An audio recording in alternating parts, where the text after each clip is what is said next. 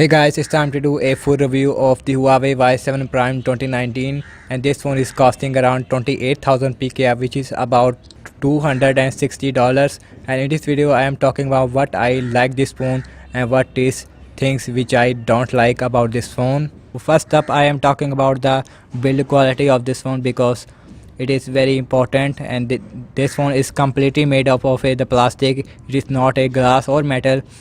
It is feeling very premium in hand, and the side is actually also you can hold this phone very easily without using second hand.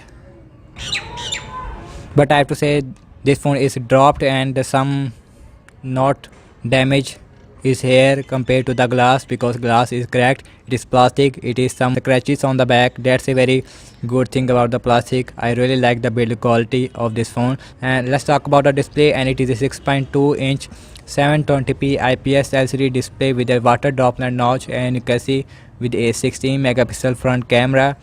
And the software is having a EMUI with a Android 8.1 Oreo out the box, which is not support a Android 9.0 Pie, and you can see 8.1, and EMUI version is 8.2. and this phone is also giving you a gesture as well, and you can swipe up. It is a home key. You can swipe and hold, and it is your multitasking, and you can back this from this side as well as a left side as well. And let's launching the settings, and you can see I go back. I also go back from the left side from anywhere. That's a very good thing, and you can actually hide the notch in the settings as well.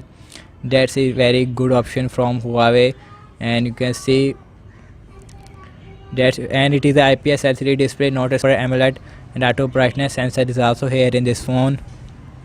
And some more feature is here like the eye comfort, and the screen is looking very bright, and I am holding this phone from outside and it is very bright display, and you can see the sun is behind me, but it is very bright display. One thing I am noticed about this phone is the water droplet notch around the brightness is not very white, and you can see, and it is some black area about, and I have to say that it is not very white from this side, and it is some issue with the water droplet notch, and the color reproduction around this water droplet notch, it is very bad. And when I holding this phone and I look at the water droplet notch, and I instantly see this issue on this phone. And you can see it is a EMUI 8.2 with a giving you a some basic application like the Huawei Health, which I uninstalled because I am using the Samsung Health from Samsung, which I really liked. And here is a notification bar, and you can see you can some more features in the notification bar. That's a very nice thing. Let's talk about the camera of this phone, and it is a 13 plus 2 megapixel combination on the back, f1.8 and f2.2 for a secondary depth sensor. But this camera is not support a portrait mode feature, and aperture mode is also here. You can adjust the aperture level, and then you can take a photo as well. That's a very bad thing for me because it's very difficult. And the beauty mode is also here. A back camera as well as a front camera is record up to full HD, not 4K anything like that. And front camera is not support AI, and back camera is also support AI.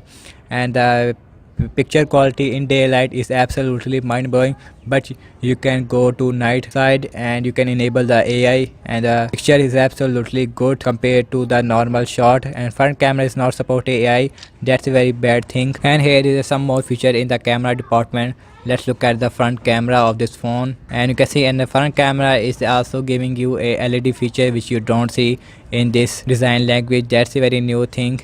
And the back camera is also very good. It is a 16 megapixel front camera with f2.0 aperture. And let's talk about the performance of this phone. This phone comes with a Qualcomm Snapdragon. This phone comes with a Qualcomm Snapdragon 450 processor with a 3 GB RAM, and should be enough to handle this all the application in the background. And multitasking is absolutely mind-blowing. You can watch my speed test video about this phone. And with a Snapdragon 450 you can enjoy a very good smooth gaming experience. I also done the gaming review of the Huawei Y7 Prime 2019. You can check that out on the channel. And I am using this phone for about 4 weeks, and I am really impressed about everything about this phone. except this water droplet color production around the water droplet notch. One thing about this phone is a mind-blowing is the battery life of this phone, and this phone comes with a 4000 mAh battery size, and which is mind-blowing. This phone is giving you a 9-hour screen on time. That's a very huge screen on time. It is same battery size as what you expect on a Huawei Mate 20 Pro,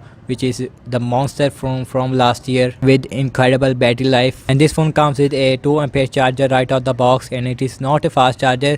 This phone is charged about 2 hours and 9 minutes. I also done the battery charging test of the Huawei Y7 Prime 2019.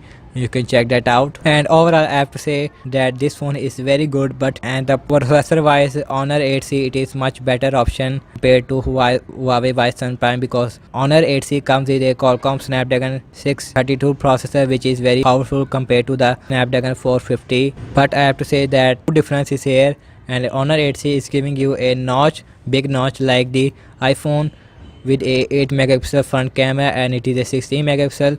Honor 8C comes with a 8 megapixel. That's the two difference. And overall, I have to say both phone is absolutely same, and 8C is not giving you a glossy feature, it is giving you a matte finish. So thank you so much for watching this full review of the Huawei Y7 Prime 2019, and let me know your thoughts in the comment section below. Subscribe to my channel for future content. Follow me on Facebook, Instagram and Twitter as well, and I'll catch you guys in the next one.